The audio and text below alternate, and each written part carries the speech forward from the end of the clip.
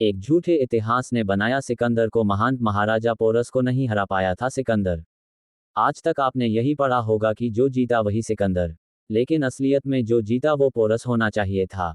बहुत कम लोग ये बात जानते हैं कि कैसे महाराजा पोरस के साथ युद्ध में सिकंदर अपनी जान बचा के भागा था। और सबसे बड़ी बात यह कि महाराजा पोरस की हार सिकंदर से नहीं हुई थी।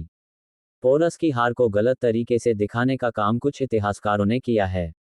इतिहास ज्ञाता एवं प्रख्यात लेखक प्लूटार्क ने भी लिखा है कि सिकंदर सम्राट पुरु यानी के शूरसैनी पोरस की 20,000 की सेना के सामने नहीं ठहर पाई थी।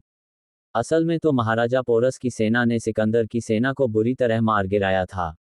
नहीं तो आप ही सोचिए कि अगर सिकंदर जीत जाता तो मगध की गद्दी पर बैठा होता, मगर सिकंदर का कारवां तो महाराजा पोरस के साम्राज्य तक ही सिमट के रह गया और उससे आगे नहीं बढ़ पाया, जिसका साफ मतलब निकलता है कि सिकंदर वहीं हार चुका था और मगध नहीं पहुंच पाया था।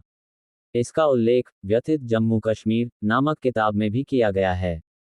आइए अब आपको शूरसैनी पोरस और सिकंदर के युद्ध के बारे में पूरी जानकारी देते हैं।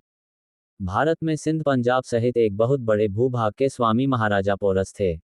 ऊपरी भारत में घुसने के लिए सिंध को पार करना पड़ता था। वहीं दूसरी ओर सिकंदर मैसेडोनिया का ग्रीक शासक था। सिकंदर ने अपने पिता की मृत्यु के बाद अपने ही भाइयों का कत्ल करने पर यह राज सत्ता हासिल कर सका था। जबकि भारतीय इतिहास में सिकंदर को बहुत दयालु राजा की तरह दर्शाया गया है, असल में सिकंदर ने की कत्लेआम किए हैं। सिकंदर जब भारत आया तो उसकी भारत पर कब्जा करने की इच्छा हुई।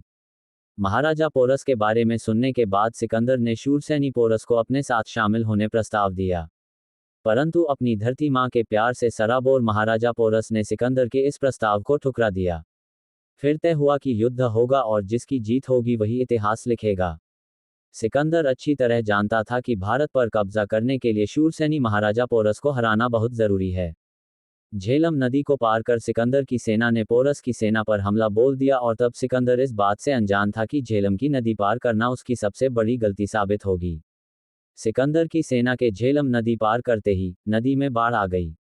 ऐसे हालात बन गए कि एक तरफ से नदी का पानी वार कर रहा था तो दूसरी तरफ से महाराजा पोरस की सेना वार कर रही थी। इस तरह पोरस और सिकंदर के इस युद्ध में सिकंदर की हार हुई।